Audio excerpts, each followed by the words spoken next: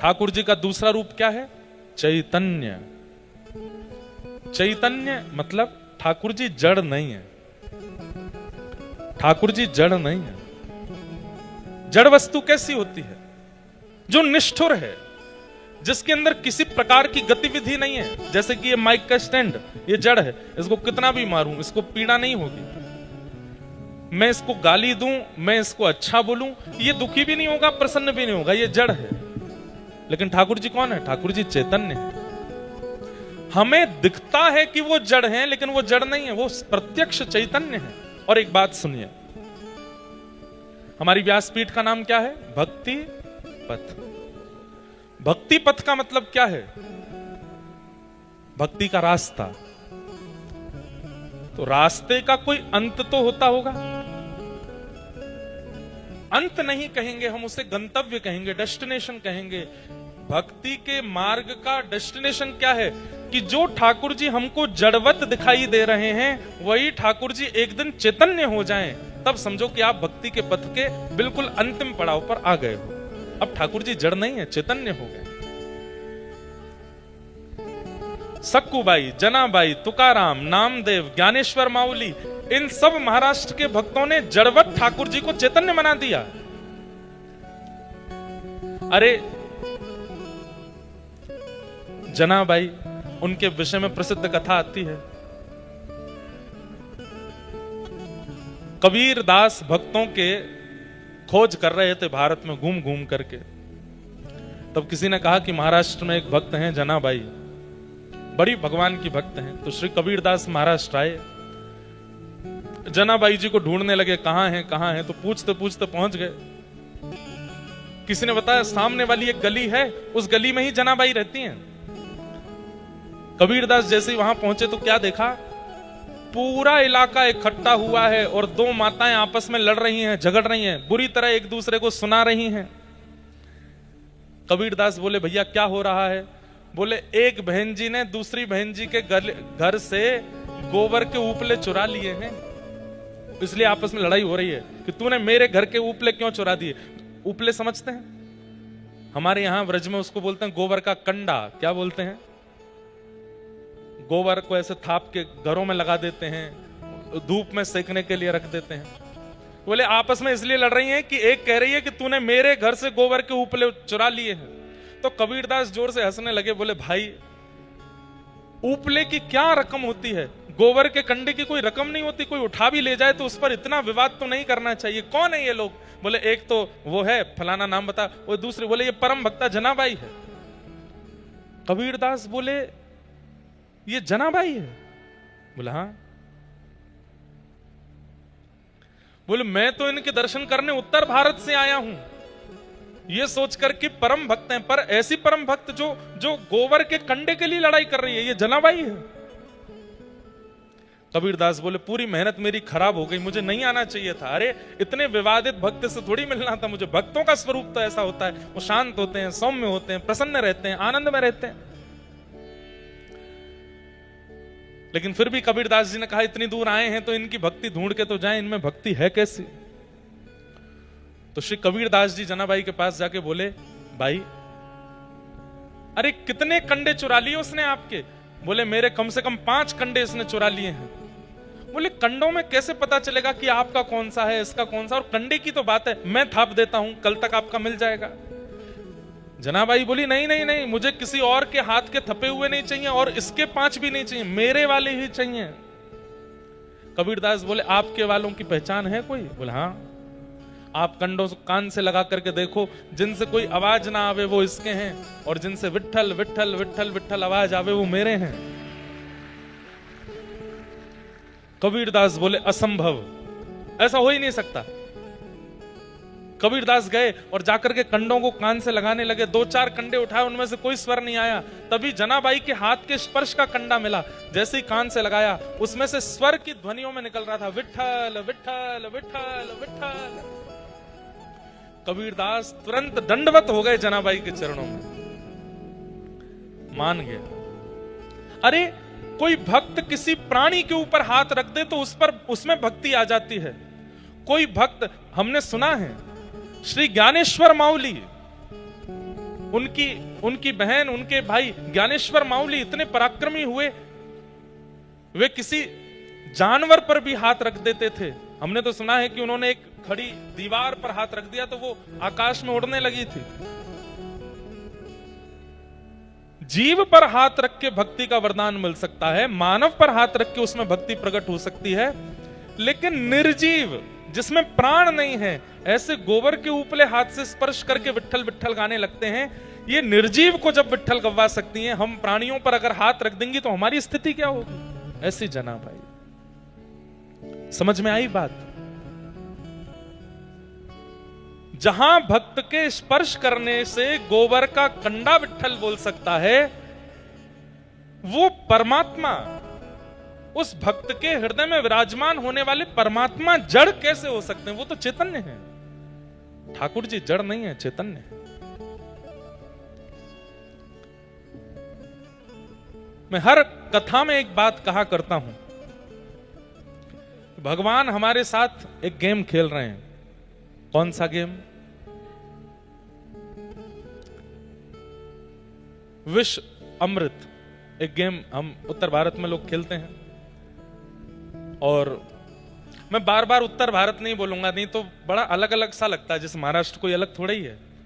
हम ऐसा बता देंगे कि हम हमारे यहाँ ऐसा होता है, ऐसा बोल देंगे। उत्तर भारत नहीं बोलूंगा, भारत सब एक ही है, कोई ऊपर नीचे इधर उधर नहीं है बात। तो हमारे यहाँ गेल खेलते, आपके यहाँ भी खेलते होंगे उसको। एक और उसमें एक और गेम होता है बर्फ पानी। उसमें एक व्यक्ति होता है, वो जितनों को छू देता है वो सब बर्फ बन जाते हैं, और जो बचते हैं वो उसको पकड़ करके पानी बनाने का प्रयास करते हैं। और उसको पकड़ने के लिए अगर आप गए और जो बर्फ बना रहा है उसने आपको छू दिया तो आप भी बर्फ बन जाओगे, और जिस अदा में हो वैसे ही रहना पड़ेगा आपको। ठाकुर जी हमारे साथ ऐसा खेल खेल रहे हैं, स्वयं तो मूर्ति बन के खड़े हो गए और हमको मानो चैलेंज कर रहे हैं, तुम्हारे पास 100 वर्ष का समय है, 100 वर्ष के अंदर अंदर मुझे चलायमान करके दिखाओ। मैं मूर्ति बन के खड़ा हूं, कहीं ऐसे खड़े हैं, कहीं ऐसे खड़े हैं, कहीं ऐसे खड़े हैं, कहीं ऐसे खड़े हैं। हम भक्ति के प्रभाव से, हम नाम के प्रभाव से, हम गुरु कृपा से, अगर इन ग्रंथों की कृपा से ठाकुर जी को चलायमान कर देते हैं तो हमारी विजय हो जाती है। और वो चलायमान होने को तैयार हैं, पर हम कर नहीं पाते। ठाकुर जी जड़वत खड़े हैं हमारे सामने, लेकिन भगवान का परम स्वरूप चैतन्य है, जड़ नहीं। एक बार एक भक्त था, लड्डू गोपाल जी की सेवा करता था, पर उसके जीवन में इतना कष्ट था, इतना दुख था कि रोज लड्डू गोपाल जी से प्रार्थना करना था, मेरे जीवन में सुख आ जाए, मेरे जीवन में सुख आ जाए। 10 वर्ष निकल गए लेकिन उसके जीवन में सुख नहीं आया।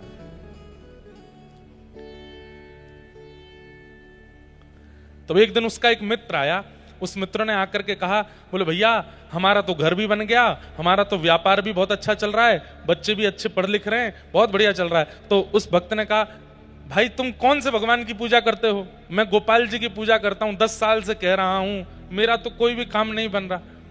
उस भक्त ने कह दिया, मैं तो शंकर जी की आराधना करता हूं, शिव आराधन करता हूं,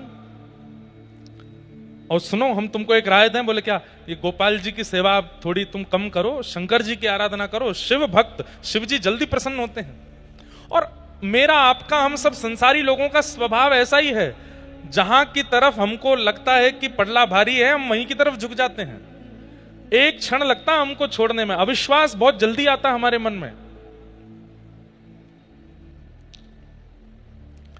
गोपाल जी को उठा करके अलमारी में रख दिया, शंकर जी ले आया, अब शंकर जी की पूजा करने लगा। अगले दिन जैसे ही शंकर जी का आराधन करते समय अगरबत्ती लगाई तो अगरबत्ती का धुआं स्वाभाविक रूप से ऐसे उड़ करके इधर जा रहा था जहां अलमारी में ठाकुर जी बैठे थे।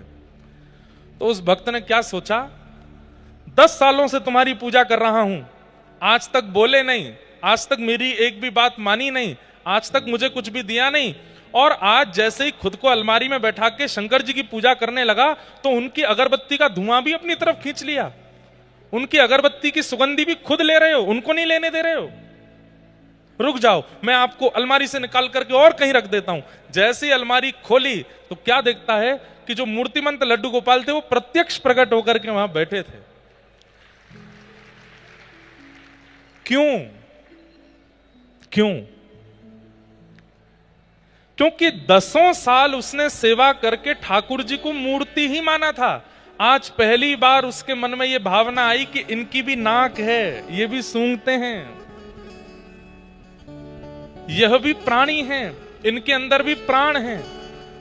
उसके अंदर यह भावना आ गई कि मैं दूसरे देवता की सेवा कर रहा हूं तो इनको शायद जलन हो रही है। ये जलन होना, किसी धुआं को अपनी तरफ खींचना, सुगंधी सूंघना, ये चैतन्य का स्वरूप है, ये जड़ का स्वरूप नहीं है। आज 10 साल बाद उसने ठाकुर जी को चैतन्य माना, इसलिए प्रकट हो गए ठाकुर जी। इससे यह बात प्रमाणित होती है। हम आज तक अपने ठाकुर जी के प्रति चैतन्य बुद्धि कर ही नहीं पाए हैं, इसलिए ठाकुर जी जड़ ही रहते हैं, वो चैतन्य नहीं बनते।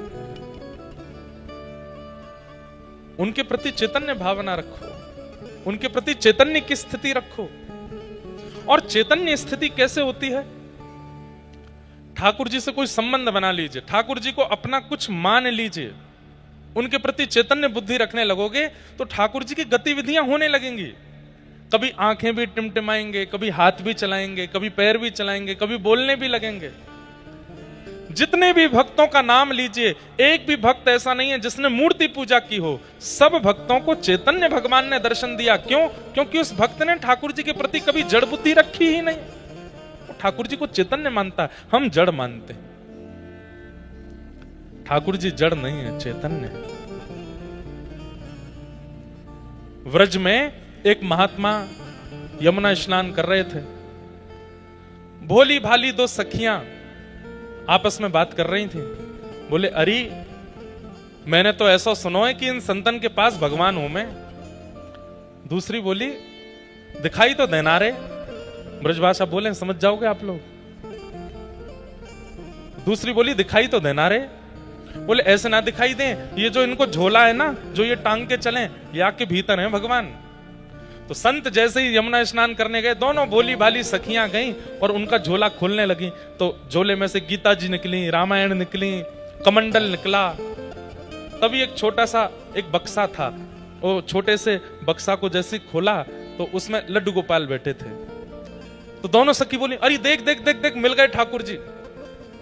तब पहली सखी दूसरी सखी से बोली, अरे देख, या बाबा ने छोटे से बक्सा में ठाकुर जी रख दिए तो ठाकुर जी के हाथ पैर टेढ़े मेढ़े है गए, और लड्डू गोपाल तो ऐसे ही रहते हैं। दूसरी बोली, मेरे पास घी है, मैं इनकी नेक मालिश करके इनके हाथ पैर सीधे कर दूंगी। और घी लेकर के आई और ठाकुर जी को मालिश करी, हाथ में लगा, पैरन में लगा, मुख पे लगा। अब उसके मन में यह नहीं था कि लड्डू गोपाल ऐसे ही रहते हैं, उसको था कि ये छोटे से बक्से के कारण इनके हाथ पैर ऐसे हो गए। इस भावना से घी लगाया तो ठाकुर जी सीधे हो गए, हाथ भी सीधे हो गए, पैर भी सीधे हो गए। इतने में ही वो महात्मा यमुना जी से निकल के आए। जैसे ही यमुना जी से निकले, वो सखियां वहां से भागी। अरे बाबा आ गए हो, बाबा आ गए हो। बाबा ने आगे कही, मेरा झोला निकाल लिया। क्या निकाला इसमें से? और जैसे खोल के देखा तो बक्सा रखा था। उनको डर लगा कि कहीं ठाकुर जी तो नहीं ले गए। जैसे ही खोल करके देखा तो जो लड्डू गोपाल थे वो सीधे खड़े थे, दोनों हाथ भी सीधे, पैर भी सीधे। बाबा बोले, ठाकुर जी तो मेरे हैं, 40 साल से मैं सेवा कर रहा हूं, लेकिन इनके हाथ पैर सीधे कैसे हो गए? उन सखियों को बुलाया, बोले, मैं कुछ कहूंगा नहीं, इधर आओ। तुमने क्या किया था कि मेरे ठाकुर जी के हाथ पैर सीधे कैसे हो गए? तो वो सखी बोली कि बाबा, हमें तो ऐसी लगी कि आपने अपने ठाकुर जी इतने छोटे से डिब्बा में बंद कर दिए, उनके हाथ पैर मुड़ गए, तो हमें लगी कि हाथ पैर सीधे करने के काज घी की मालिश कर दें। तो हमने घी की मालिश करी तो ठाकुर जी के हाथ पैर सीधे हो गए। बाबा ने उन सखियों को प्रणाम किया। बोले, मैंने प्रयाग में स्नान किया, काशी में स्नान किया, तीर्थ यात्राएं करी, बड़े बड़े यज्ञ किए, बड़े बड़े अनुष्ठान किए, 40 साल से नित्य इनकी सेवा कर रहा हूं। सब कुछ प्रस्तुत कर दिया ठाकुर जी की सेवा में, लेकिन जिससे ठाकुर जी प्रसन्न होते हैं, चैतन्य भाव, वो हृदय में नहीं ला पाया। इसलिए आज तक ठाकुर जी मेरे सीधे नहीं हुए। लेकिन आज तुम लोगों की भावना से मुझे पता चल गया कि ठाकुर जी के प्रति चैतन्य बुद्धि रखनी चाहिए। हमारी गिरधर लाल जी इतने से हैं, लेकिन उनके प्रति कभी आज तक जड़ बुद्धि नहीं आई, चैतन्य बुद्धि। और चैतन्य बुद्धि कैसे? अहिल्यानगर में कथा है, ठाकुर जी को पर्ची डाल के पूछेंगे आप चलोगे? जो पर्ची ठाकुर जी के पैरों के पास जाती है समझते हैं यही उत्तर है, खोल के देखते हैं ठाकुर जी कहते हैं नहीं, मतलब नहीं जाना। अभी कुछ दिन पहले मैं साउथ अफ्रीका गया था, वहां मेरा ले जाने का मन नहीं था। मैंने कहा वहां लोग गौ मांस खाते हैं, फ्लाइट इतनी लंबी होगी, व्यवस्थाएं इतनी होती नहीं है, ठाकुर जी को घर ही छोड़ जाते हैं। पर मन में आया कि एक बार पर्ची डाल के पूछ लेता हूं। पर्ची जब डाली ठाकुर जी को तो एक आश्चर्य हुआ। मैंने पंडित जी एक थे उनसे बोला, मैंने कहा 2 पर्ची बनाओ, एक में लिखना साउथ अफ्रीका जाना है और दूसरे में लिखना साउथ अफ्रीका नहीं जाना है, 2 पर्ची बनाओ। तो पंडित जी ने पर्ची बनाई, 2 पर्ची बना करके मुझे बोले डाल दो महाराज जी। तो जैसे ही मैंने डाली तो उठाई तो उसमें लिखा था साउथ अफ्रीका जाना है। मैंने कहा ठाकुर जी तो आज्ञा कर रहे हैं जाना है। तो मैंने कहा दूसरी पर्ची भी ऐसे ही, बस दूसरी पर्ची उठाई, उसको खोल के देखा, दोनों पर्चियों में यही लिखा था साउथ अफ्रीका जाना है, नहीं लिखा ही नहीं था इसमें। मैंने पंडित जी से कहा, मैंने कि सुनो आपने दोनों पर्चियों में लिखा है साउथ अफ्रीका जाना है, दूसरी में भी लिखा साउथ अफ्रीका जाना है। वो बोले महाराज जी इतने सालों में पहली बार मैं नहीं लिखना भूल गया हूं कि मैंने नहीं लिखा था, वो इसमें है ही नहीं, मुझे समझ नहीं आ रहा है, मतलब नहीं शब्द था ही नहीं उसमें। अब मैं बड़ी आश्चर्य में पड़ गया, अब क्या करूं, ये तो दोनों पर्चियों में एक ही बात लिखी थी। तो मैंने कहा एक पर्ची और बनाओ। तो हमारे एक सखा बोले कि ठाकुर जी की जाने की इच्छा है इसलिए दोनों पर्चियों में जाना है लिखा आया है, आप दोबारा क्यों पूछ रहे हो? मैंने कहा भाई पता नहीं, मेरे को मन में लग रहा है कि कहीं ऐसा तो नहीं ठाकुर जी यूं कह रहे हो तेने दोनों पर्ची में एक ही बात लिखी है, या मेरी क्या गलती? नहीं, एक पर्ची और बनाते हैं। तो एक में स्पष्ट लिखा है साउथ अफ्रीका जाना है और साउथ अफ्रीका नहीं जाना। अब मैं पर्ची डालने में घबरा रहा था क्योंकि ठाकुर जी का एक स्वभाव है, एक बार बोलते हैं ठाकुर जी, 2 बार नहीं बोलते। अगर आप दूसरी बार पूछने जाओगे तो ठाकुर जी जबरदस्ती वो बोलेंगे जो आप सुनना नहीं चाहते, इसलिए एक ही आज्ञा माननी है। तो मैंने पहले लाल जी के चरणों में प्रणाम किया, खूब कान पकड़े, मैंने कहा देखो आप गुस्सा मत होना और गुस्सा होकर के वो मत बोलना जो मैं नहीं सुनना चाहता। मेरी भूल से दोनों, हाँ लाली अभी लेता हूं बैठो। मैंने कहा मेरी भूल से दोनों पर्चियों में जाना है लिखा गया है, एक लास्ट बार बता दो जाना है कि नहीं जाना। और जब पर्ची डाली तो जो चरणों के पास गई, उठाई तो उसमें लिखा था साउथ अफ्रीका जाना है।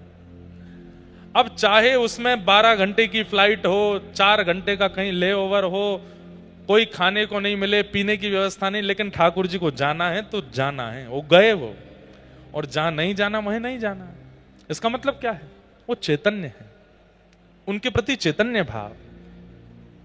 कितनी लीलाएं हमारे लाल जी करते हैं, ऐसी बहुत लीलाएं हैं जो मैं बता भी नहीं सकता मंच से। एक बार पहले जब शुरुआत में सेवा करनी प्रारंभ की तो घर में नौका विहार कर रहा था, तो जब ठाकुर जी को नौका में बिठाया तो मेरे मन में ऐसी भावना हुई कि ठाकुर जी का नौका में बैठने का मन नहीं है, पानी में कूदने का मन है। लेकिन घर के सब बड़े लोग, कुछ गुरुजन भी थे, मैंने कहा अच्छा नहीं लगता, ठाकुर जी को नौका विहार कराओ। थोड़ी देर नौका विहार करते रहे। अचानक से, ये बात पहली बार बता रहा हूं मैं कथा में, कोरोना का टाइम था, एक भैया सामने बैठे, एक छोटा सा, हमने जो छोटे बच्चों का टब होता है ना, उसमें पानी भर के नौका विहार कर रहे थे। मैं यहां से नौका चलाऊं, धीमे धीमे वो पकड़े, फिर वो वहां से चलाएं। मैंने धीमे धीमे ऐसे लाल जी से कहा, मैंने कहा लाल जी मेरे मन में तो आ रहा है कि आप कूदना चाहते हो, पर मैं नहीं कूदाऊंगा, आपका मन है तो अपने आप कूद जाओ। और आप सत्य मानिए, मैं, अब आप ये भी कह सकते हैं कि आपने नाव छोड़ी ऐसी होगी कि वो पलट गई होगी, मैंने नहीं छोड़ी थी, सामने से आ रही थी, उसी समय मैं सोच रहा था आपका स्नान का अगर मन है तो खुद कूद जाइए। और उन्होंने जैसे ही नाव चलाई बिल्कुल सीधी आ रही थी, और अचानक से एक तरफ मुड़ी और श्री गिरधर लाल जी तुरंत नाव में, जैसी जल में गोता खाया, मैं दौड़ के, मैं लाल जी गिर गए, लाल जी गिर गए। सब बोले हो क्या हो गया, ठाकुर जी गुस्सा है ना। मैं मनी मन खुश हूं, मैंने, मुझे पता है ना क्या हुआ, इनका डुबकी मारने का मन था इसलिए कूदे हैं। ऐसे सब भावनाएं कब प्रकट होती हैं? जब आप अपने ठाकुर को मार्बल का, धातु का, अष्ट धातु का, सोने का, चांदी का नहीं मानते, उनको चैतन्य मानते हो। वो चैतन्य है, वो चैतन्य है। उनके प्रति चैतन्य बुद्धि रखो। भगवान का दूसरा स्वरूप है चैतन्य। हमारे एक शिष्य बैठे हैं अभी यहां पंडाल में, उनका नाम नहीं बोलूंगा। वो हर महीने 30 पर्चियां बनाते हैं और 30 पर्चियों में लिखते हैं कि ठाकुर जी आपको क्या खाना है। एक पर्ची में इडली डोसा, एक पर्ची में पूरन पोली, एक पर्ची में पंजाबी क्या कहते हैं पनीर आदि, एक पर्ची में आलू पराठा। ऐसे 30 दिन की पर्ची बनाते हैं और हर दिन अपने ठाकुर जी के आगे सुबह सुबह पर्ची उठाते हैं कि आज आपको क्या पाना है।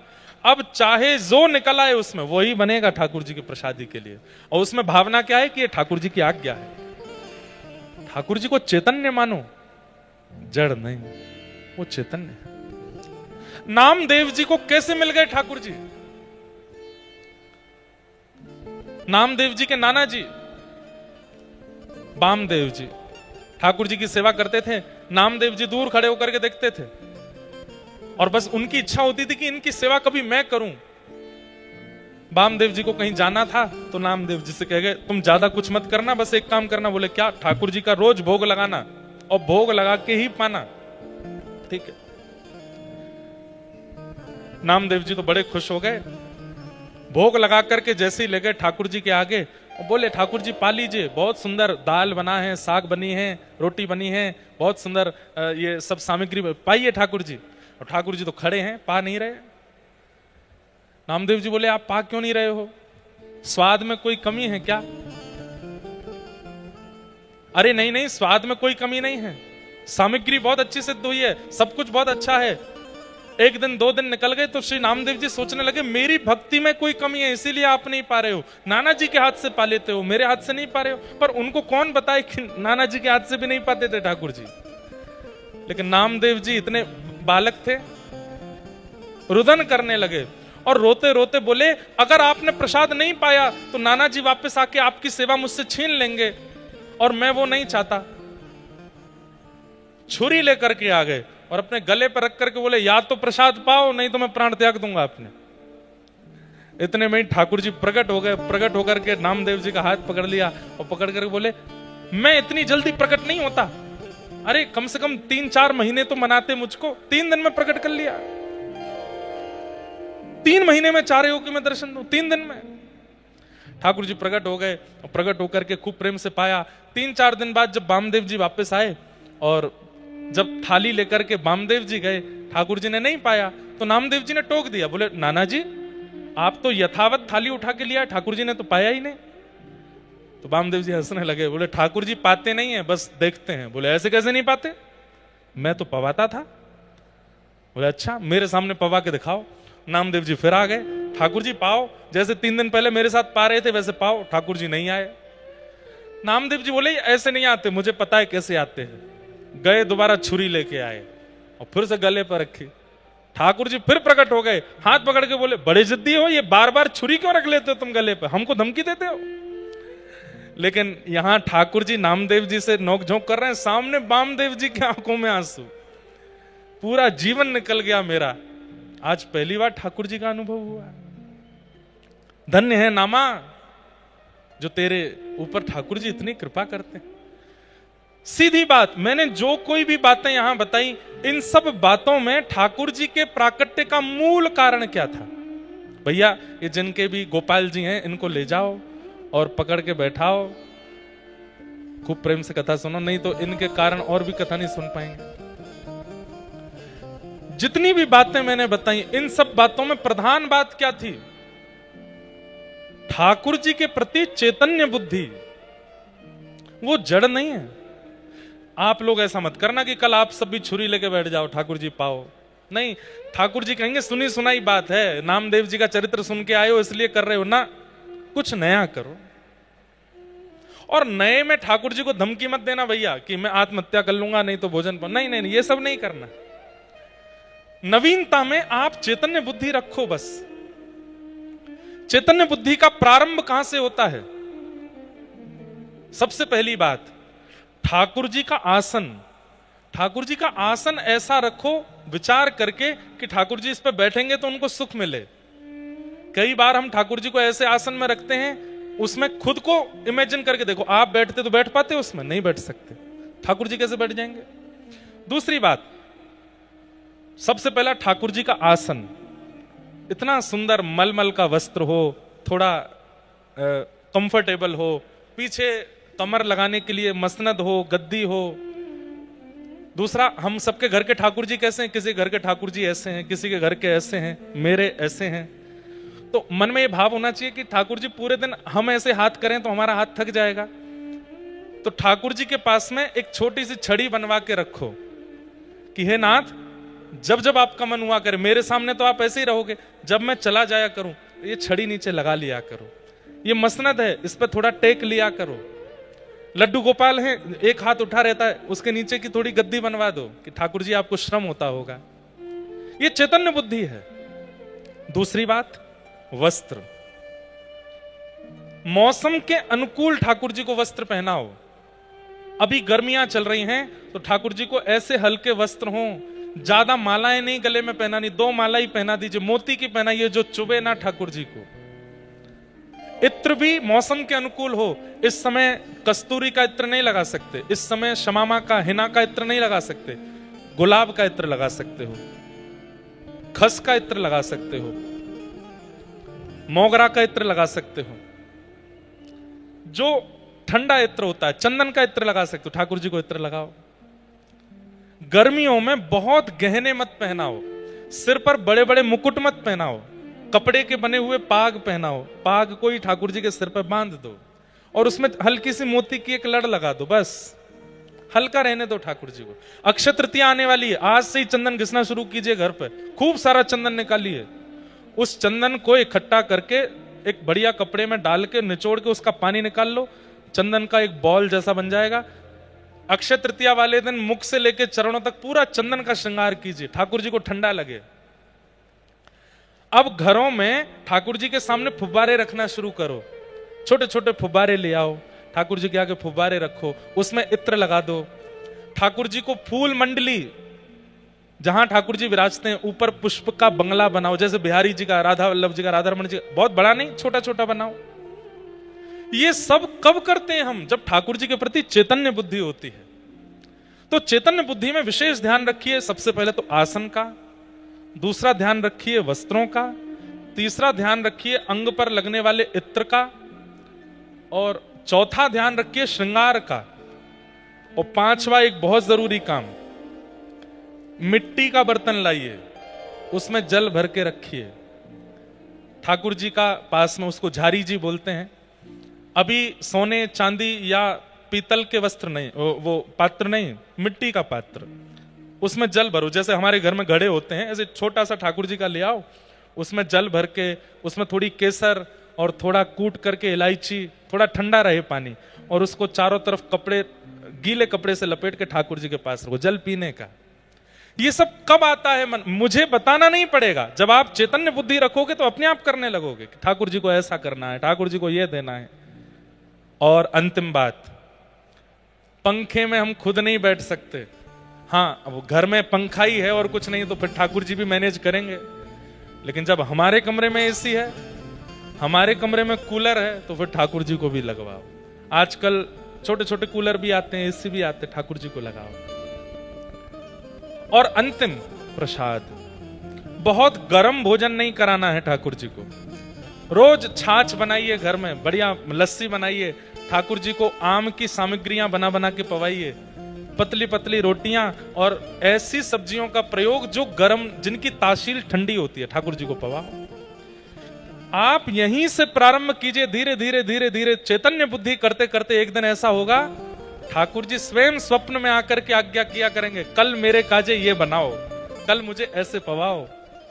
एक जयपुर के एक भक्त हैं, वो कहीं बाहर गए थे तो उनकी पत्नी ने ठाकुर जी का शयन कराया। तो उन भक्त को किलोमीटरों दूर, सत्य घटना है, ठाकुर जी ने आज्ञा दे करके बोला, बोले मुझे नींद नहीं आ रही है, अपनी पत्नी को अभी जगा करके बोलो मेरा जो बिस्तर है ना उसके नीचे पुराने 3-4 दिन पुराने सूखे पुष्प हैं जो कि सूख के मुझे चुभ रहे हैं, उनको निकलवाओ। रात में 2 बजे उन्होंने पत्नी को फोन किया, 10 फोन किए नहीं उठाए, तब घर के सेवक को फोन किया, बोले उनको उठाओ। 2:30 बजे कहा, बोले अभी इसी वक्त स्नान करो, ठाकुर जी के कक्ष में जाओ, ठाकुर जी जिस बेड पर लेटे हैं जो ठाकुर जी के सेज है उसमें चद्दर के नीचे पुराने पुष्प सूख गए, उनको निकालो वहां से। पत्नी बोली आप 2:30 बजे क्या कह रहे हो? बोले ठाकुर जी स्वप्न में आज्ञा कर रहे हैं। रात में 2:30 बजे पत्नी ने स्नान किया, ठाकुर जी को उठाया और जैसी चद्दर हटा के देखी तो 4 दिन पुराने पुष्प सूख के, जैसे पुष्प सूख जाते हैं तो कड़क हो जाते हैं ना, ऐसे हो गए थे, वहां पड़े थे। वो पति पत्नी दोनों रोने लगे। अगले दिन सुबह उनका फोन आया, उन्होंने बताया, बोले महाराज जी कल ऐसे लीला हुई। तो चैतन्य बुद्धि रखेंगे ठाकुर जी आपके संग लीला करने लगेंगे। एक व्यास जी कथा कर रहे थे और कथा में वो बोल रहे थे यशोदा मैया ने ठाकुर जी को पकड़ के उखल से बांध दिया, ठाकुर जी को उखल से बांध दिया। ओहो अब 7 बज गए, आगे की कथा हम कल सुनाएंगे। व्यास जी कथा करके चले गए। रात में चोर आए और व्यास जी का पूरा घर लूट लिया, बर्तन लूट लिए, गहने लूट लिए, सब कुछ लूट लाट करके ले गए। सुबह जब व्यास जी उठे स्नान ध्यान करके देखा तो पूरा घर खत्म, सब लूट ले गए चोर। मंदिर में जाके देखा तो ठाकुर जी का सिंहासन भी नहीं है, ठाकुर जी के वस्त्र श्रृंगार भी नहीं, केवल ठाकुर जी बैठे हैं अकेले। व्यास जी रोने लगे, ठाकुर जी से बोले इतनी आपकी कथा करता हूं, पूरे साल आपका यश गाता हूं, इतनी रक्षा तो मेरी कर लेते कि चोर आए थे तो आप कम से कम इतना तो बचा लेते कि उन चोरों से इस घर को बचा लेते। अरे कुछ नहीं तो अपना श्रृंगार ही बचा लेते, अपना सिंहासन बचा लेते। ठाकुर जी बोल पड़े मेरी गलती नहीं है। बोले क्यों? कल कथा में तुमने क्या कहा था कि यशोदा मैया ने मुझको उखल से बांध दिया और तुमने इतना कह के कथा विश्राम कर दी। चोर तो 4 दिन से तुम्हारे घर आ रहे थे पर 4 दिन से मैं खुला हुआ था, कल तुमने कथा में मुझे बांध दिया, रात भर में बंधा ही रहा। मेरी इच्छा तो हो रही थी पकड़ करके इनका गला दबा लूं, इनके बाल पकड़ के खींच लूं, लेकिन क्या बताऊं, तुमने कथा में कल मुझे बांध दिया था तो मैं बंधा ही हुआ था। आज कथा में खोल दो मुझको, मैं सारे चोरों को पकड़ के लाता हूं। ऐसा कैसे हो सकता है? जब ठाकुर जी चैतन्य हो जाते हैं ना तो सब संभव है, और वो चैतन्य मुझे करना है, चैतन्य आपको करना है। सक्कूबाई ने चैतन्य किया, मीराबाई ने चैतन्य किया, सूरदास रैदास सबने चैतन्य किया, पर इंद्रेश चैतन्य नहीं कर पाया। आप चैतन्य नहीं कर पाए हो। धीरे धीरे धीरे धीरे धीरे धीरे वो चैतन्य की स्थिति प्रकट करनी है। ठाकुर जी बोलने लगे, ठाकुर जी कहने लगे, चैतन्य। और जैसे ही ठाकुर जी चैतन्य हो जाएंगे ना, फिर भक्ति का जो सुख मिलेगा, भक्ति में जो आनंद आएगा, वो आनंद अलग होगा। फिर संसार में चाहे जो हो जाए आपके साथ, आपको कष्ट नहीं होगा। आपको इस बात की प्रसन्नता, मेरे ठाकुर जी चैतन्य है मेरे साथ, और वो चैतन्य हमें करना है।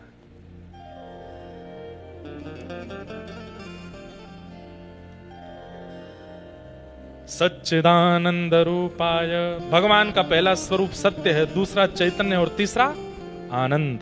ठाकुर जी आनंद हैं, ठाकुर जी आनंद प्रदान करते हैं, उनका स्वरूप आनंद है। विश्वोत्पत्त्यादि है तवे। अब देखो कथा शुरू हुई लगभग 4:30 पौने 5 बजे, अभी बज रहे हैं 6, 6:15 होने वाले।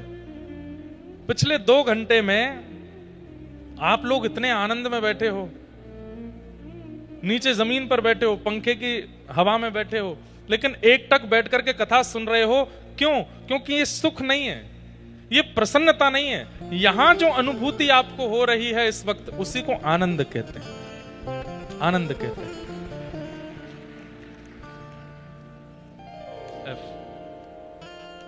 मुझे मराठी ज्यादा आती तो नहीं, लेकिन 1-2 पंक्तियां मुझे आती हैं कहीं कहीं की।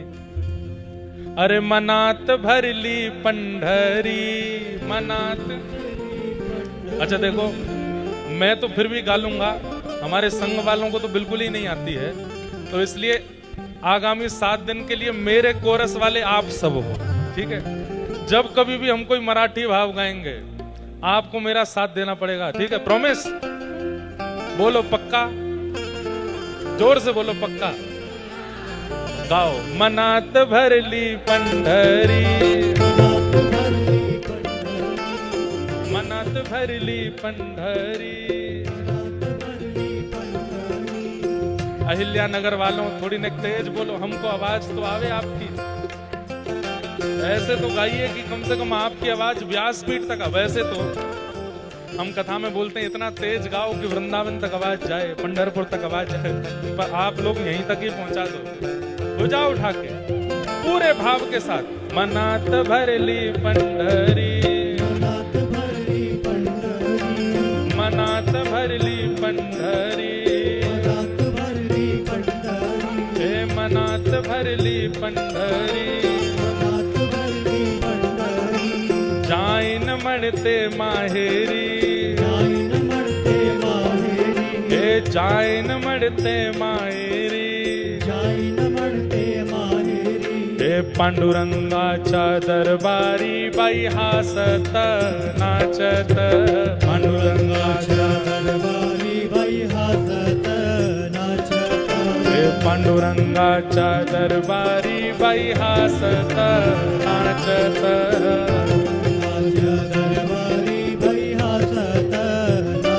हे चंद्रभागेच वालवंट, चंद्रभागेच वालवंट, तेच अमाच वैकुंठ, हे तेच अमाच वैकुंठ।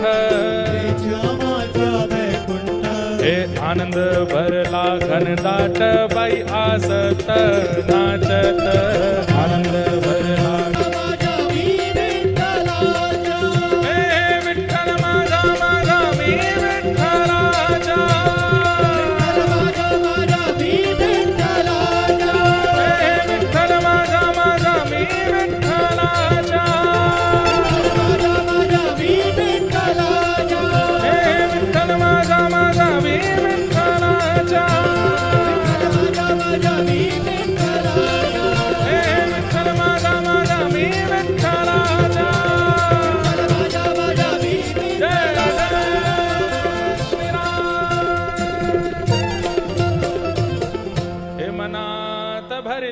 पंढरी। ये देखो नाच तो रहे थे लेकिन गा नहीं रहे थे। अरे भाव से गाओ। मनात भरली पंढरी, जाइन मणते माहेरी, जाइन मणते माहेरी। हे पांडुरंगाच्या दरबारी बाई हासत नाचत। पांडुरंगाच्या दरबारी बाई हासत नाचत। पांडुरंगाच्या दरबारी बाई हासत नाचत। पांडुरंगाच्या दरबारी बाई हासत नाचत। जय जय श्री राम। भागवत कथाच्या दरबारी बाई हासत नाचत। भागवत कथाच्या दरबारी बाई हासत। हमारा टारगेट है कि हम 1 महीना महाराष्ट्र में हैं तो मराठी इतनी सीख जाएं कि बात करने लगे सबसे मराठी में। बड़ी प्यारी भाषा है, लेकिन भाषा प्यारी तभी लगती है जब उस भाषा में भक्ति की वार्ता हो। अब ऐसे तो हिंदी में भी गाली गलौज करने लगे तो हिंदी भी अच्छी नहीं लगती है। हिंदी में भी भाषा में अभिमान, व्यक्ति अपना मान सम्मान अभिमान की बातें करे तो भाषा अच्छी नहीं लगती। लेकिन उसी भाषा को सुंदर बना दिया जाता है यदि उसी भाषा में ठाकुर जी की चर्चा हो। इंग्लिश बड़ी अच्छी भाषा है लेकिन वो इंग्लिश नॉर्मल लगती है, लेकिन उसी में ठाकुर जी की चर्चा हो तो सुंदर लगने लगती है। ऐसी मराठी हो, तमिल हो, कन्नड़ हो या हिंदी हो, पंजाबी हो, गुजराती हो, कोई भी भाषा, वो ऐसा लगता है जैसे मानो भाषा ने रूप धारण कर लिया और आपने ठाकुर जी की चर्चा करके मानो उस भाषा का श्रृंगार कर दिया, वो सुंदर लगने लगती। ऐसी मराठी भी बड़ी सुंदर लगती है अगर उसमें भगवत चर्चा होने लग जाए। आहा, तो भगवान का ये स्वरूप है, जो आप नृत्य करते हो, जो आप गाते हो, जो आनंद में झूम उठते हो ठाकुर जी के कथा में, दर्शन में, कीर्तन में, ये आनंद ही श्री कृष्ण है। ये भगवान का तीसरा स्वरूप है, आनंद। कथा में, कीर्तन में, संकीर्तन में सोच विचार करके नृत्य किया जाए, सोच विचार करके गाया जाए, सोच विचार करके, तो वो आनंद का स्वरूप नहीं होता। मैं तो गोविंद रा गुण गासूं, राणा जी रूठे तो मने काय करसी। मीराबाई कहते हैं, चाहे जो हो जाए।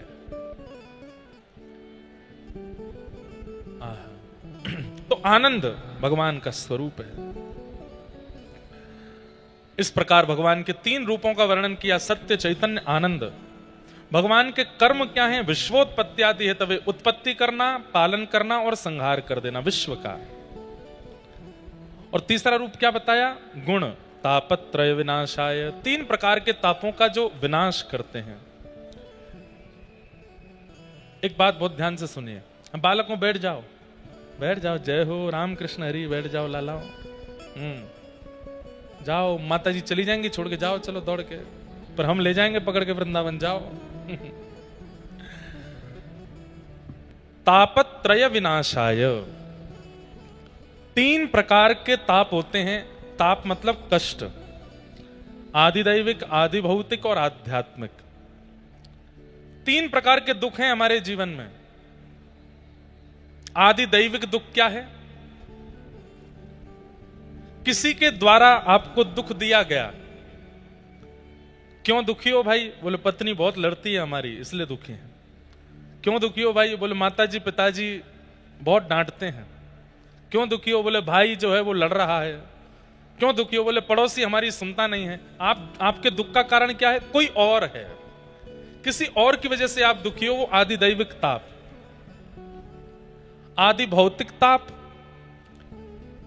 बुखार है इसलिए दुखी हो, सिर में दर्द है इसलिए दुखी हो, पेट में दर्द है इसलिए दुखी हो, मतलब शारीरिक कोई कष्ट है इसलिए दुखी हो, आदि भौतिक ताप।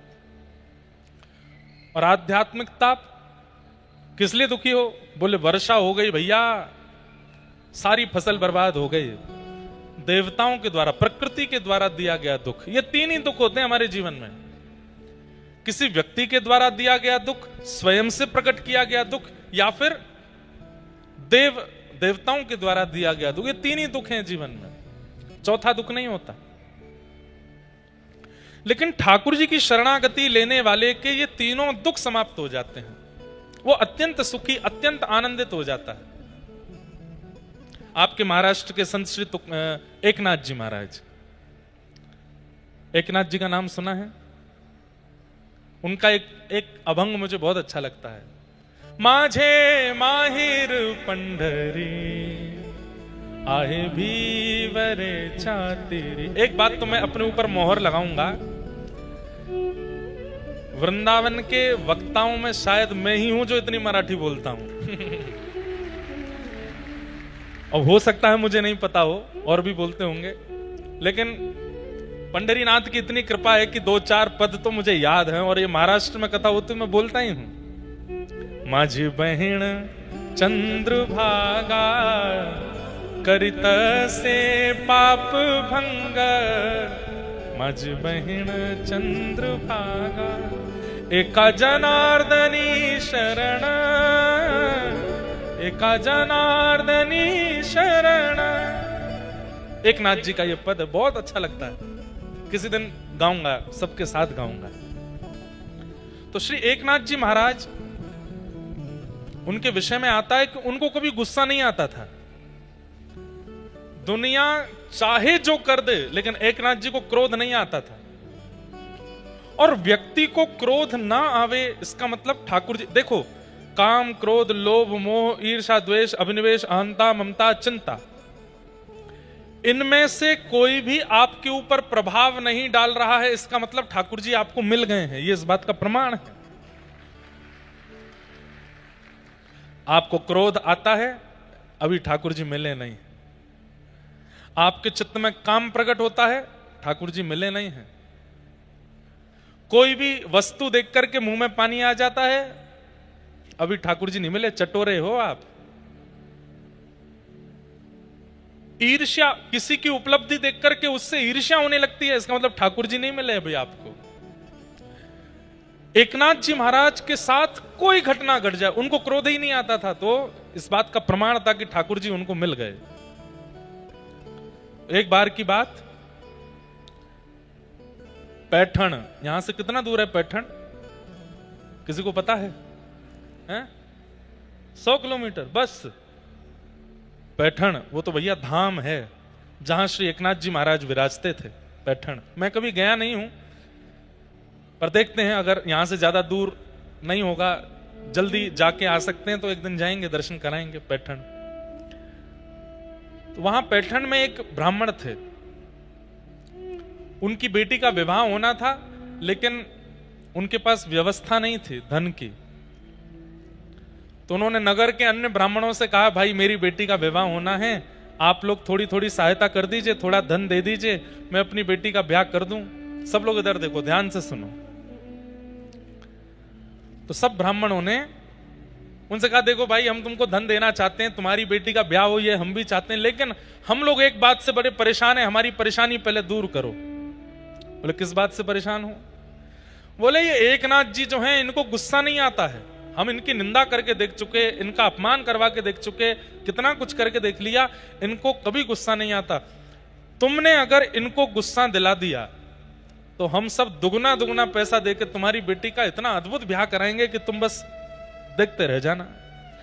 कोई भी पिता चाहेगा मेरी बेटी का ब्याह अच्छा हो, और यदि इतना ही करना है कि उसको गुस्सा दिला दो। तो ब्राह्मण ने कहा ठीक है, एकनाथ जी को मैं गुस्सा दिलाऊंगा। वो ब्राह्मण चला गया एकनाथ जी के यहां। एकनाथ जी महाराज ठाकुर जी की सेवा कर रहे थे, चंदन घिस करके ठाकुर जी को लगा रहे थे। सब लोग इधर देखना। और ये ब्राह्मण आया और बिना पादुका उतारे, बिना किसी भी प्रकार का ध्यान रखे कि ठाकुर जी विराज रहे हैं, एकनाथ जी विराज रहे हैं, सेवा चल रही है, बिना पादुका उठारे अंदर घुस गया।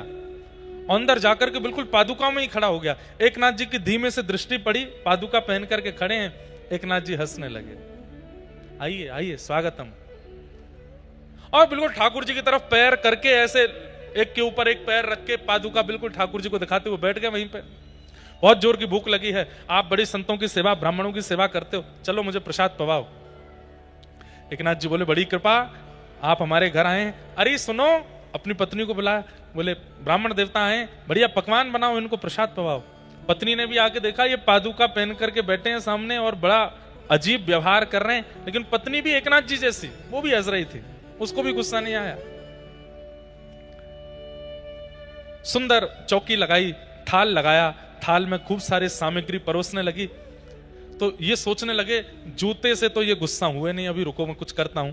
अब जैसी पत्नी आई, आकर के परोस रही थी, झुक करके परोसने लगी। तो अब ये ब्राह्मण कोई छोटे उम्र के तो नहीं थे, 35-36 साल की उम्र होगी।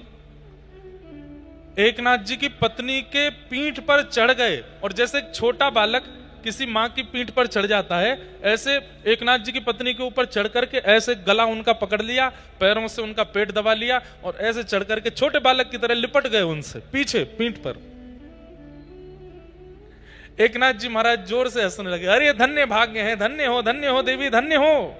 क्यों? शास्त्र आज्ञा करते हैं कि विप्र जो है वो ठाकुर जी का स्वरूप है। आज तक ठाकुर जी सामने बैठ करके प्रसाद पाते थे, आज तक ठाकुर जी सामने बैठ करके दर्शन देते थे, लेकिन आज तुम्हारी भक्ति का प्रभाव देखो, इस विप्र के देव में, विप्र के रूप में ठाकुर जी तुम्हारी गोद में चढ़ गए। पत्नी भी हंसने लगी। आप लोग सुनिएगा नहीं, इमेजिन करो ये आपके साथ हो तो आप क्या करोगे।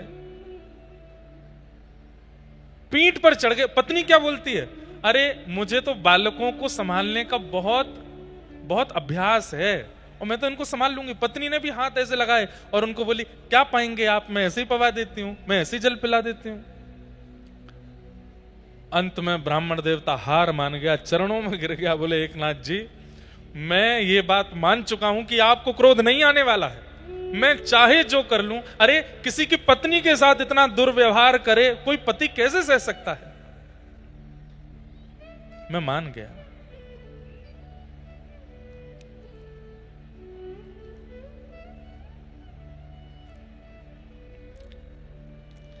असली बात यह है कि मेरी बेटी का विवाह है और मुझे पैठण के ब्राह्मणों ने कहा कि मैं आपको गुस्सा दिलाऊंगा तो वो सब मेरी बेटी के ब्याह के लिए जो धन राशि है मुझे देंगे, इसलिए बस मैं आपको गुस्सा दिलाने आया, मेरा आपसे कोई बैर नहीं है।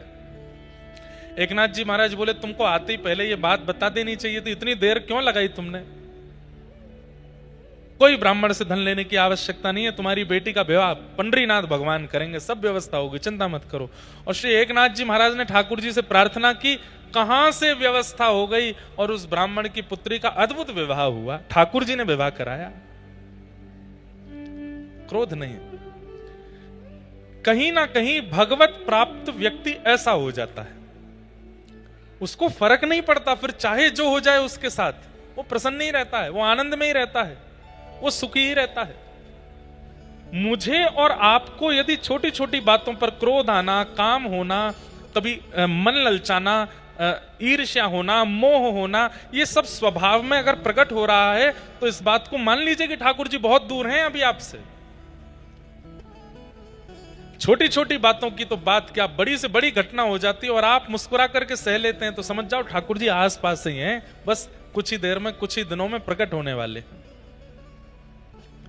कितनी भी बड़ी भयानक स्थिति क्यों ना हो जाए, आपका मन एकाग्र है तो इसका मतलब ठाकुर जी आपके साथ हैं। तापत्रय विनाशाय श्री कृष्णाय वयम नमः। 3 प्रकार के तापों का जो विनाश करते हैं ऐसे श्री कृष्ण को हम प्रणाम करते हैं, उनको हम वंदन करते हैं। भागवत जी के महात्म्य सुनाया गया। श्री सूत जी महाराज से सौनकादि ऋषियों ने प्रश्न किया है कि इस कलिकाल में भगवत प्राप्ति का सर्वोत्कृष्ट साधन क्या है, सर्वश्रेष्ठ साधन क्या है, इस कलयुग में भगवान कैसे मिलेंगे, कृपा कर हमें बताओ। तब सूत जी महाराज कहते हैं, कालव्याल मुखग्रास त्रासनेणास हेतवे श्रीमद्भागवतम शास्त्रम कलौकीरेण भाषितम। कालव्याल मुखग्रास त्रास नृणास हेतवे। इस कलयुग रूपी, काल रूपी सर्प के मुख में हम लोग व्याल के रूप में हैं, भोजन के रूप में हैं, चूहे के रूप में हैं, और जब जब ये काल चाहेगा तब तब हमारे प्राण हरण कर सकता है। लेकिन प्राण हरण काल करे उससे पहले भागवत जी की सन्निधि लेकर के भागवत में बताए गए समस्त मार्गों का यदि व्यक्ति पालन करने लग जाए तो उसका कल्याण इस कलिकाल में हो सकता है, उसको ठाकुर जी मिल सकते हैं। करना क्या है, केवल श्रीमद् भागवत की कथा सुनो और व्यास जी के द्वारा बताए गए नियमों का पालन करो, बस। लोग सुनते तो हैं पर करते नहीं हैं, लोग समझते भी हैं लेकिन करते नहीं हैं, लोग लिख भी लेते हैं लेकिन करते नहीं हैं, और कई लोग करने का प्रयास करते भी हैं लेकिन लंबे समय तक टिक नहीं पाते उस स्थिति में। यहां जो सुना जाए उसको तुरंत पालन में लेकर के आओ, व्यवहार में लेकर के आओ, और लंबे समय तक उस व्यवहार में रखो उस चीज को, तभी कथा सुनना सार्थक है। नहीं तो यहां बैठ करके 3 घंटा समय नहीं बर्बाद करना है, यहां बैठ के जो सुना उसको तुरंत पालन करो, तुरंत मान जाओ। और ये बात मैं आपको प्रमाणित रूप से कह रहा हूं, कथा में सुनी गई बात का जैसे ही आप पालन करने लगेंगे, पालन ही आपका कल्याण कर देगा, पालन ही आपका उद्धार करेगा, बस आप करने लगो।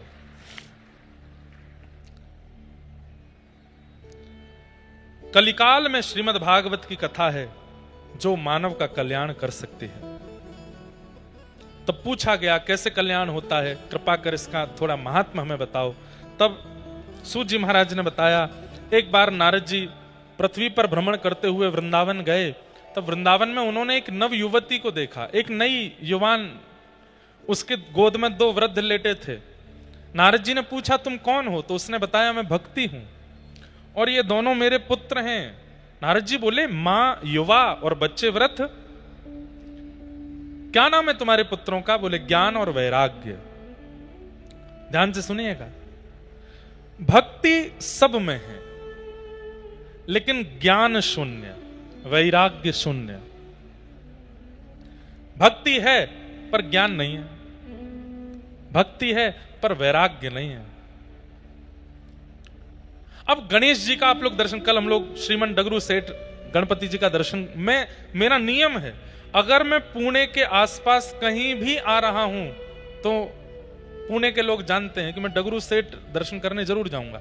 मैं मुंबई जा रहा हूं तो हो सकता है मैं सिद्धिविनायक नहीं पहुंच पाता, ट्रैफिक भी होता है, लेकिन पता नहीं क्यों पुणे आऊंगा तो मैं श्रीमन डगरू सेठ हलवाई गणेश जी का दर्शन जरूर करता हूं।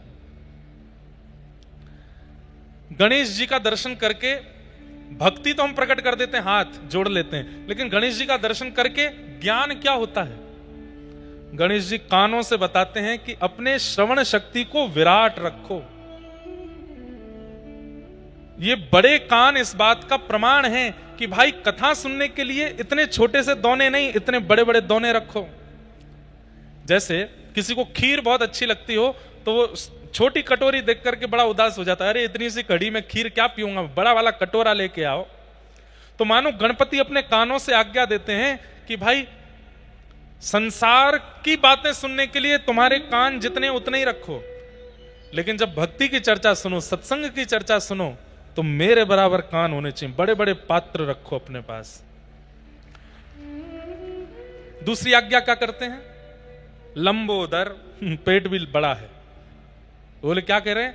बोले भाई संसार का व्यंजन पाना हो, एक बड़ा पाव खा सको इतनी ही जगह रखना पेट में, लेकिन जब भक्ति की चर्चा हो, सत्संग की चर्चा हो, ज्ञान की चर्चा हो तो इतना ही जगह रखना कि 7 दिन की कथा सुनने के बाद भी ऐसा लगे अभी तो कुछ सुना ही नहीं हमने।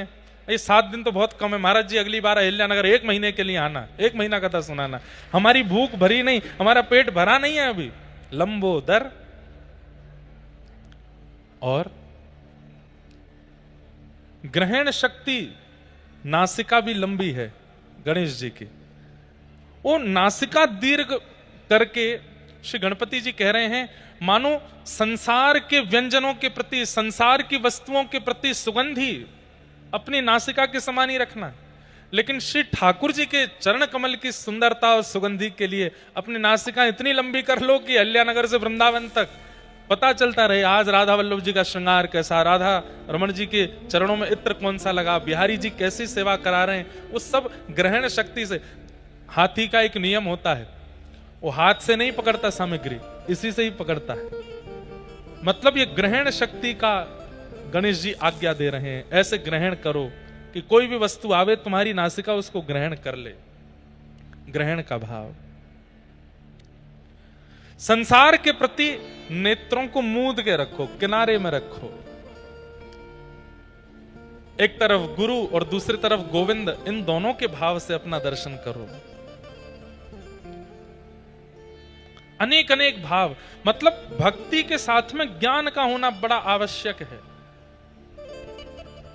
ज्ञान का होना बड़ा आवश्यक है। हम भक्ति तो करते हैं पर ज्ञान नहीं हो। शंकर जी पर जल चढ़ाते हैं, शंकर जी पर दूध चढ़ाते हैं, शंकर जी पर घी चढ़ाते हैं, शंकर जी पर दही चढ़ाते हैं, पर इसके पीछे ज्ञान क्या है हम नहीं जानते। एक ऋषि थे, उन ऋषि ने ऐसी तपस्या की हिमालय पर बैठ करके कि इंद्र ने प्रकट होकर के कहा वरदान मांगो क्या चाहिए। ऋषि ने कहा कुछ नहीं चाहिए। फिर तपस्या की, इंद्र फिर प्रकट हो गए, बोले वरदान मांगो क्या चाहिए, नहीं चाहिए कुछ भी। फिर तपस्या की, ब्रह्मा जी गए, उन्होंने कहा वरदान मांगो, बोले नहीं चाहिए। तो देवताओं को थोड़ी घबराहट हुई, कहीं ऐसा तो नहीं हम बार बार वरदान देने के लिए जाते हैं ये मना कर देते हैं। ऐसी प्रवृत्ति कई बार राक्षसों की भी रहती है। हिरण्यकश्यप ने भी ऐसा ही किया था। वो तपस्या पर तपस्या करता गया, कुछ नहीं लेता गया, बार बार उसको वरदान देने का भाव रहा, लेकिन उसने कुछ स्वीकार नहीं किया। एक दिन तप के प्रभाव से अपने आप को इतना बलशाली बना लिया कि तीनों लोगों को अपने वश में कर लिया। तो इंद्र घबरा गए। इंद्र बोले मैं देने जाता हूं, ये लेने से मना कर देते हैं, कहीं ऐसा तो नहीं है ये इतना बलशाली होना चाहता है कि एक दिन ये स्वर्ग लोक आदि सबको अपने वश में कर ले। इनकी तपस्या तोड़वानी पड़ेगी। तब उन्होंने महादेव से जाके कहा, महादेव एक ऋषि हैं, हिमालय पर्वत पर रहकर तपस्या करते हैं, आप कैसे भी करके इनका स्थान जो है उसको जला दो। शंकर जी बोले हमसे क्यों करवा रहे हो ये काम? बोले कामदेव परास्त हो गया, बाकी के देवता भी परास्त हो गए, इनकी तपस्या कोई नहीं छुड़वा पाया, बस आप ही हो जो छुड़वा सकते हो। शंकर जी बोले तपस्या छुड़वानी क्यों है, करने दो। नहीं नहीं भगवान, ये इतना बलशाली हो जाएगा, एक दिन देवलोक को अपने वश में कर लेगा, हम सब इसके बल के सामने सूक्ष्म हो जाएंगे, इसकी तपस्या तोड़वानी है।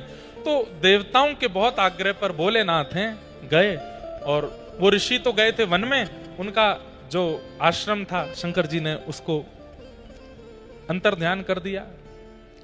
जब ऋषि लौट करके आए तो अपना आश्रम जब नहीं देखा तो क्रोध में भर करके श्राप दे दिया, जिसने भी मेरा ये आश्रम जलाया है बिना किसी कारण के, मैंने किसी का बुरा तो नहीं किया, मेरे आश्रम की ये दुर्गति जिसने भी की है मैं श्राप देता हूं, उसके संपूर्ण अंग में अग्नि की तरह ज्वाला प्रकट होगी, जलन होने लगेगी। महादेव का अंग ज्वलनशील होने लगा, पसीना पसीना हो गए, लाल पड़ गया पूरा अंग। खूब गंगा जल डाला, खूब जल डाले, लेकिन किसी भी प्रकार से वो अग्नि शांत नहीं हुई। अग्नि नहीं लगी है, लेकिन अंग में ज्वलनशीलता वैसी ही हो रही है जैसे आग लगने वाले को होती है। तब नारायण के पास जब ये बात पहुंची, तब भगवान ने अपनी परम प्रिया कामधेनु माता को भेजा और कहा आप अपने थनों से जाकर के दुग्धाभिषेक करो। जैसे ही कामधेनु मैया ने अपने थनों से दुग्धाभिषेक किया, जहां जहां दुग्ध की बूंदें पड़ी वहां वहां वो अग्नि शांत होती चली गई और महादेव अति प्रसन्न हुए। महादेव ने कहा किसने भेजा कामधेनु तुम्हें? तब उन्होंने बताया आपके आराध्य, आप जिनसे अति प्रेम करते हैं, नारायण ने मुझे भेजा। तब से महादेव ने ये नियम बना दिया, मेरे आराध्य ने मुझ पर दुग्ध चढ़ा करके मुझे प्रसन्न किया, आज के बाद जो भी मुझ पर दुग्ध अभिषेक करेगा, जो भी दुग्ध से बनी सामग्री का अभिषेक करेगा, मैं उस पर इतना प्रसन्न हो जाऊंगा कि उसने मेरे प्रिय नारायण की आज्ञा मानी है, वो जो चाहेगा वो वरदान उसको मैं दिया करूंगा। तब से महादेव पर नित्य दुग्धाभिषेक, घृताभिषेक, दही का अभिषेक आदि आदि किया जाता है। भक्ति के साथ ज्ञान नहीं होगा तो भक्ति प्रसन्न नहीं रहेगी, क्योंकि ज्ञान उनका बेटा है। इसलिए आप जो कुछ भी करते हैं, हनुमान चालीसा का पाठ करते हैं, पहले हनुमान चालीसा का ज्ञान ले लीजिए क्या है। आप विष्णु सहस्त्रनाम का पाठ करते हैं, पहले उसका ज्ञान ले लीजिए। आप दुर्गा सप्तशती का पाठ करते हैं, पहले उसका भावार्थ समझ लीजिए, तभी उसका पाठ करना सहायक होगा। लेकिन हम लोग बिना जाने, बिना ज्ञान के भक्ति करते हैं, इसलिए भक्ति प्रसन्न नहीं रहती। ज्ञान का होना जरूरी है। और भक्ति के दूसरे पुत्र का नाम है वैराग्य। वैराग्य का मतलब क्या है? वैराग्य का मतलब घर छोड़ना नहीं, राग रहित व्यक्ति को वैराग्य कहते हैं। सब लोग ध्यान से सुनिए, इधर देखो, जो राग रहित है उसी को वैराग्य कहते हैं। राग रहित मतलब आपने मुझे माला पहनाई और आपके प्रति मेरा इतना वो हो गया, अब आप चाहे कुछ गलत भी करते हो तो भी मैं आपकी प्रशंसा करता हूं, नहीं नहीं ये तो बहुत अच्छे हैं, ये तो बहुत ऐसे हैं, ये राग है। वैराग्य का मतलब क्या है? तुम चाहे मुझे माला पहनाओ, तुम चाहे मुझे गाली दो, तुम्हारे प्रति मेरी कोई दुर्भावना नहीं और कोई सद्भावना नहीं, मैं एक रस हूं, ये वैराग्य है। हम कथा करते हैं, हमको हजारों लोग प्रेम देते हैं, लेकिन हजारों में से सैकड़ों लोग बुरा भला भी बोलते हैं, लेकिन दोनों के प्रति एक ही भावना रखना, यह वैराग्य है। एकनाथ जी की चर्चा हुई, श्री एकनाथ जी महाराज पर एक मुस्लिम व्यक्ति ने, सबने कथा सुनी है, 108 बार अपने मुख का झूठन थूका, लेकिन एकनाथ जी उसके प्रति सम ही रहे। जो प्रसन्नता माला पहनाने वाले के प्रति एकनाथ जी की रहती थी, वही प्रसन्नता से उसको भी देख रहे थे। इसको वैराग्य कहते हैं। हम लोग ऐसे नहीं हैं। कोई हमारे प्रति अनुकूल है तो हम अनुकूल व्यवहार करते हैं, और कोई हमारे प्रति प्रतिकूल है तो हम उसके प्रति प्रतिकूल ही रहते हैं। वैरागी व्यक्ति कैसा होता है? अनुकूल प्रतिकूल दोनों के प्रति सम रहे। श्री दत्तात्रेय भगवान के 24 गुरु हैं। श्री दत्त प्रभु ने वैराग्य भाव की स्थापना की, इसलिए उनको दिगंबर कहते। इसलिए आप कभी भी दत्त प्रभु के अनुयायियों से मिलोगे, जैसे हम जय श्री कृष्ण कहते हैं, जय सिया राम बोलते हैं, वो बोलते हैं दिगंबरा। दिगंबरा मतलब मतलब आकाश ही जिसके वस्त्र हैं वो दिगंबर, जो कुछ नहीं पहनता आकाश को ही पहन करके रहे वो दिगंबर है। आकाश को पहन के रहे वस्त्र ना पहने, इसका मतलब क्या है? जो किसी के उड़ावे में ढके ना, सदा मुक्त है, उसको दिगंबर कहते हैं। हम सब मुक्त नहीं, हम सब बंधन में हैं। किसी के ऊपर व्यसनों का बंधन है, कोई व्यसन के बंधन में बंधा हुआ है, किसी के ऊपर संबंधों का बंधन है, किसी के ऊपर धन का बंधन है, किसी के ऊपर यश कीर्ति मान प्रतिष्ठा का बंधन है। हम सब बंधनों में बंधे हैं, मुक्त नहीं है हम लोग। भक्ति क्या करती है? धीरे धीरे धीरे धीरे मुक्त कर देती है। धन नहीं है तो भी कोई दिक्कत नहीं, यश नहीं है तो भी कोई दिक्कत नहीं, अपमान है तो भी कोई दिक्कत नहीं, संबंधी है तो भी कोई दिक्कत नहीं, संबंधी छोड़ के चला गया तो भी कोई दिक्कत नहीं, सब में सम। इसी को वैराग्य कहते हैं। जो मुक्त है वही वैराग्य है। ये भक्ति के दूसरे पुत्र का नाम है। अब ये तो थोड़ा मैंने टिपिकल भाषा में समझा दिया, अब आसान भाषा में समझाऊं। वैराग्य किसको कहते हैं?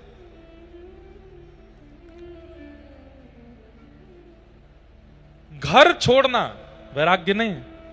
घर में रहते हुए किसी के प्रति आसक्त ना रहना, यह वैराग्य है। 56 भोग सामने रखे हैं लेकिन उन पर मन का ना ललचाना, यह वैराग्य है। करोड़ों रुपयों से भरी हुई कोई सामग्री आपको मिल गई लेकिन उसके प्रति भी लोभ ना आना, यह वैराग्य है। परम सुंदरी स्त्री या परम पुरुष का दिख जाना और उसका आपके प्रति अनुकूल व्यवहार होने पर भी उसके प्रति रति ना होना, यह वैराग्य है। यह वैराग्य है। वैराग्य का मतलब क्या है? वस्तु का त्याग नहीं, वस्तु के प्रति इच्छा का त्याग, उसको वैराग्य कहते हैं। हम हलवा नहीं खाते, खाने को मिलता ही नहीं है तुमको, इसलिए बोल रहे हो नहीं खाते। कई लोग अपने नाम के आगे ब्रह्मचारी लगा देते हैं, ये ब्रह्मचारी हैं। क्यों? इन्होंने ब्याह नहीं किया। अब दो बातें, ब्याह किया नहीं था कि प्रयास बहुत किया लेकिन मिला कोई नहीं। कोशिश तो बहुत करी, रिज्यूम बहुत जगह भिजवाए थे, वो नहीं रिज्यूम नहीं, क्या बोलते हैं उसको, बायोडाटा बहुत जगह भिजवाया था। इतने पढ़े हैं, इतने लिखे हैं, इतने बड़े बाल हैं, सुनहरे बाल हैं, इतना खाते हैं, इतना पीते हैं, ऐसे रहते हैं, ये हॉबीज हैं, इतनी हाइट है, थोड़े से सांवले हैं लेकिन रोज क्रीम लगाते हैं, एक दिन हो जाएंगे गोरे, हमसे ब्याह कर लो। सामने वाले ने रिजेक्ट कर दिया। एक रिजेक्शन, 2 रिजेक्शन, 5, 10 रिजेक्शन, 25, 30 रिजेक्शन जब हो गए तो अपने मन को समझाने के लिए, तू रिजेक्टेड नहीं है तो तू सन्यासी है बेटा, तू विरक्त है। ब्रह्मचारी, हम ब्रह्मचारी हैं, 40 साल के हो गए, हमने ब्याह नहीं किया। अब सुनने वाले वो हो ब्रह्मचारी ब्रह्मचारी, लेकिन अंदर की बात कौन जाने, प्रयास तो बहुत किया पर किसी ने हाँ ही नहीं करी थी। ये ब्रह्मचर्य नहीं है। ब्रह्मचारी किसको कहेंगे? असंख्य सुंदरी नारियां आ गई थीं लेकिन फिर भी अपने मन को एकाग्र करके निकल पड़े उस रास्ते से, किसी के प्रति मन ना जाने दिया, वो ब्रह्मचारी है। वैराग्य का मतलब क्या है? वस्तुएं अनेक प्रकट हो गई लेकिन प्रकट वस्तुओं के प्रति मन का ना ललचाना, इसको वैराग्य कहते हैं। वस्तु का त्याग वैराग्य नहीं होता, वस्तु के सन्मुख होते हुए भी उसके प्रति इच्छा ना होना, यह वैराग्य है। ये 2 पुत्र हैं भक्ति के, ज्ञान और वैराग्य। ये दोनों वृद्ध हो गए। क्यों? क्योंकि कलयुग के लोगों में भक्ति तो है पर ज्ञान और वैराग्य नहीं है। तब भक्ति महारानी ने नारद जी से कहा, मेरे पुत्रों को युवान बनाने का कोई कार्य बताइए। तब नारद जी महाराज भ्रमण करते करते बद्रीनाथ पहुंचे और वहां जाकर के सनक सनंदन सनातन सनत कुमारों से पूछा, ज्ञान और वैराग्य की वृद्धता दूर कैसे होगी? तब सनत कुमारों ने 5 प्रकार के यज्ञ बताए। उन यज्ञों में सबसे श्रेष्ठ यज्ञ भागवत की कथा बताई। सत्कर्म सूचको नूनम ज्ञान यज्ञ स्मृतो बुधई श्रीमद्भागवतालाप सतु गीत सुकादि। भागवत की कथा में यह सामर्थ्य है कि व्यक्ति के अंदर भक्ति, ज्ञान और वैराग्य तीनों को युवा बना सकती है। इसलिए भागवत की कथा करो। बिना भागवत सुने भी लोगों में भक्ति आ जाती है, लेकिन ज्ञान और वैराग्य भक्ति सहित हृदय में उदित तभी होंगे जब वो भागवत को श्रवण करेगा। इसलिए हे नारद जी, आप ज्ञान वैराग्य की युवा स्थिति के लिए भागवत की कथा करो। तब गंगा जी के तट आनंद वन में सनत कुमार प्रकट हुए और वहां भागवत की कथा हुई। भक्ति महारानी अपने पुत्रों के साथ आई। कथा में प्रविष्ट होते ही ज्ञान वैराग्य युवा हो गए। इसका मतलब क्या है? अगले 7 दिनों में कथा सुनते सुनते अनुभूति होगी कि ज्ञान भी युवा हो जाएगा, वैराग्य भी युवा हो जाएगा। 7 दिन बाद जब कथा विश्राम होगी, उसके बाद वो धीरे धीरे फिर वृद्ध होने लगेंगे। आपको चाहिए कि जो चित्त में ज्ञान वैराग्य युवा हुए हैं वो वृद्ध ना हो, वो युवा ही रहें। एक दिन क्या होगा कि वही युवा ज्ञान वैराग्य भक्ति ठाकुर जी का अनुभव करा देंगे। ठाकुर जी के अनुभव में एक दोष यह भी है कि भक्ति तो चित्त में परिपूर्ण है, पर ज्ञान वैराग्य नहीं है। और एक बात कहूं, बहुत ध्यान से इधर देखिए सब लोग। कई बार ज्ञान आने पर अभिमान आता है, कई बार वैराग्य होने पर भी अभिमान आता है। वैराग्य होने पर कैसा अभिमान? अरे मैंने तो ये छोड़ दिया, चुटकियों में छोड़ दिया, मुझे देर नहीं लगी। मैं पहले ये खाता था, पर मेरे को एक बार मेरी पत्नी ने बोला या मेरे गुरुदेव ने बोला या मेरे बेटे ने बोला ये छोड़ दो। एक रात में छोड़ दिया, कुछ नहीं हुआ, मुझे कोई असर नहीं हुआ, फिर दोबारा कभी क्रेविंग भी नहीं हुई उस चीज की। अभिमान आ गया। ज्ञान तो आ जाता है, पर ज्ञानी होने का अभिमान भी साथ आता है। वैराग्य तो आता है, पर वैरागी होने का अभिमान आता है। इसका मतलब क्या है? ज्ञान वैराग्य आ गए, भक्ति चली गई। ज्ञान भी रहे, वैराग्य भी रहे और अभिमान ना आए तो समझो कि आपके अंदर भक्ति है। और एक बात, उस व्यक्ति का परिचय क्या है जिसमें ज्ञान वैराग्य भक्ति तीनों हैं? भोलापन।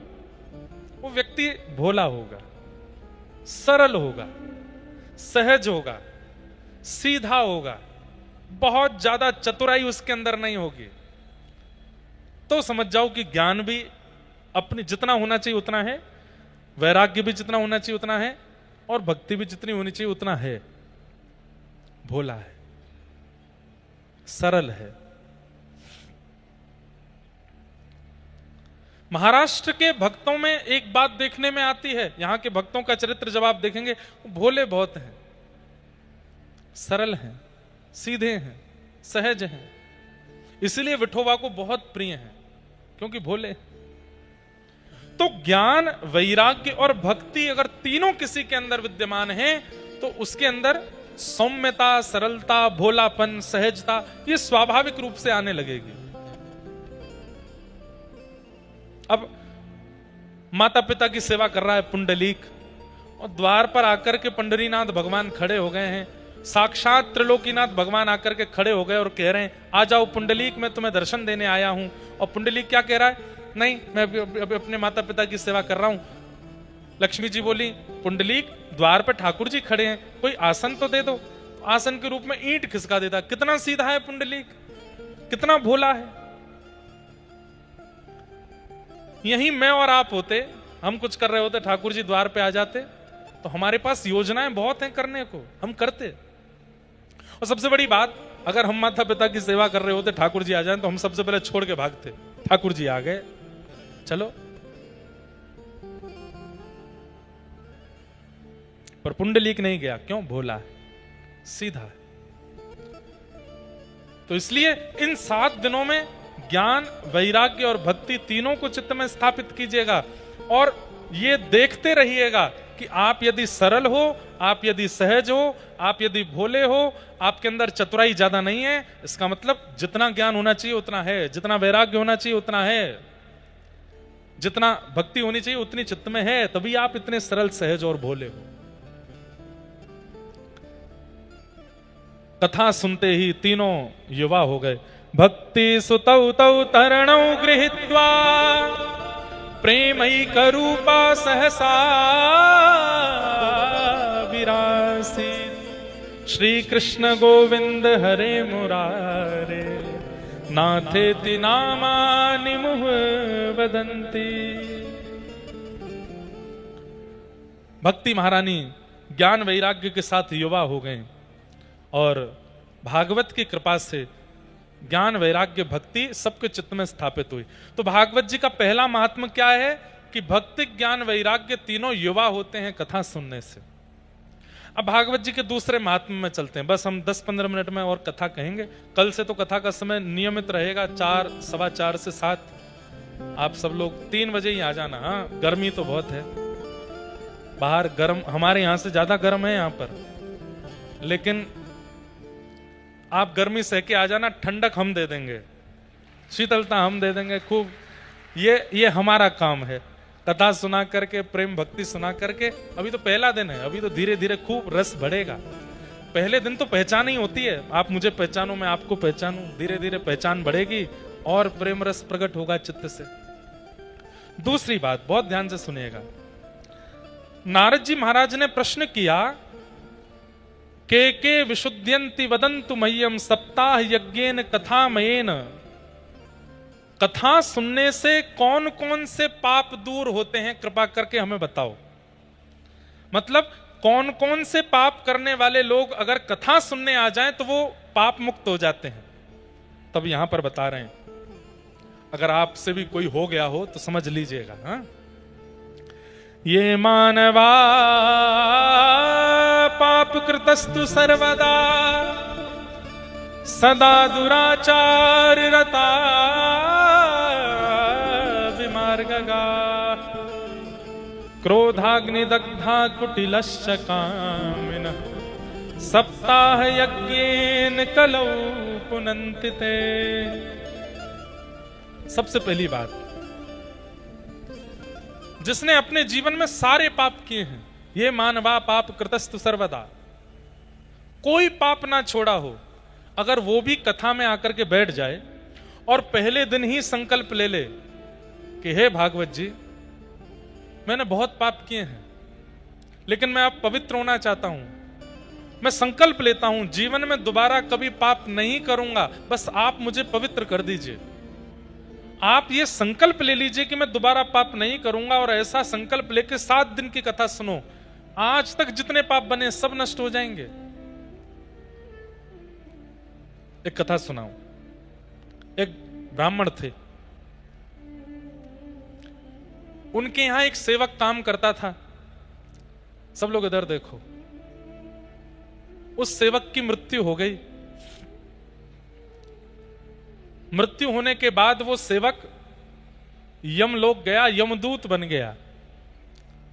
एक बार वो ब्राह्मण बैठे थे तो 2-4 महीने बाद वो सेवक दिखाई दिया तो ब्राह्मण घबरा गए। उससे बोले, ए तुम तो मेरे यहां काम करते थे, वही लड़के हो? बोले हाँ। तुम्हारी तो 4 महीने पहले मृत्यु हो गई, तुम अभी कैसे आ गए? बोले मैं जीवित नहीं हूं, मैं मरने के बाद यमराज जी के लोक में गया और यमराज जी ने मुझको अपना दूत बना लिया है, अब मैं यमदूत बन गया हूं। तो पंडित जी बोले, तुम यमदूत बन गए हो? बोले हाँ। बोले यमदूत कैसे बनते हैं? बोले जब व्यक्ति एक बार पाप करने के बाद मृत्यु के बाद नरक जाता है, फिर पुनर्जन्म लेता है, फिर पाप करके फिर नरक जाता है, फिर जन्म लेता है, फिर पाप करके फिर नरक जाता है, ऐसे 100 बार जो नरक जाता है उसको यमराज जी फिर अवार्ड रूप में अपना दूत बना लेते हैं। बोले तू भाई बार बार आता है, हर जन्म के बाद तेरा यहां आना होता है। अच्छा एक बात सुनिएगा, नरक जाने वाले स्वर्ग जाने वालों का पुनर्जन्म होता है। नरक और स्वर्ग क्यों जाते हैं ये तो सबको पता होगा। मैंने जितने पाप किए उन पापों का दंड भोगने में नरक जाऊंगा, मैंने जितने पुण्य किए उन पुण्यों को भोगने के लिए मैं स्वर्ग जाऊंगा। एक बार मुंबई में कथा चल रही थी तो वहां एक